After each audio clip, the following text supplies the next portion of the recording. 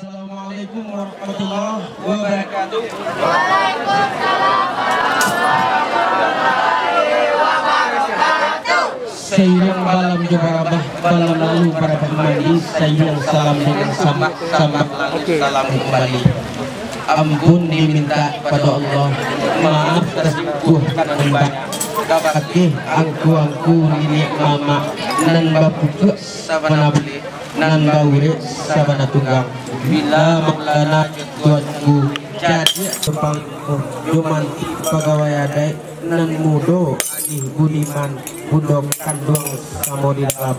Saudi salam Yusuf buah sehari bungka nam piawai naraco lawe main daun indah basika juga sisya bukan baigo setentang badan diri kami kung saumpamo biduk kaki nan jolong sudah pakakeh nan olun cukup lai balaya manapi-napi katangah takui diria juga lombang kok kapulau cameh jogo ayo disiko basyo pituang kujo baguru sa dape ruso balang kaki ditembak na urang sarwaso bau makan katangah padang baguru kapalang aja bak bungo kambang tak jadi disilau guru lah tiado dicalik sure Allah hilang apa ketenggang badan diri bau balun setahun jaguang badar balun satapuak pinang aka singke kurang pendape ilmu didado samyang balun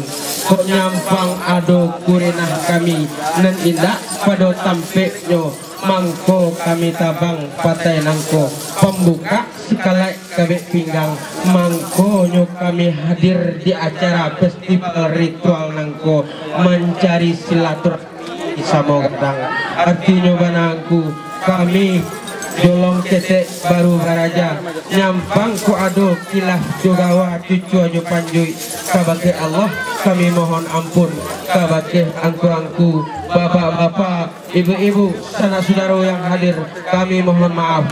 Inilah pertunjukan kami grup kesenian Campago Sayu Maninjau beserta dengan grup Binuang Sati yang akan memperagakan kesenian tradisional Minang yaitu dabuih kaco, dabuih pisau, dabuih buluh runcing, kemudian tari cipia baso wakro, tari cipia di kaco. Jadi untuk yang pertama ikoko penampilan pacahan kaco untuk tari badabuih kaco di atasnya. Semoga kita terhibur dengan pembukaan acara kami bukannya memperagakan kepandaian atau ilmu, tidak, cuman kami mencari persahabatan dan silaturahmi. Jika ada kata yang salah kepada Allah mohon ampun, kepada kita hadir mohon maaf dan sekadang-kadangnya. Maafkan kawanku. Kamu sudahi dengan membacakan billahi taufik wal hidayah. Wassalamualaikum warahmatullahi wabarakatuh.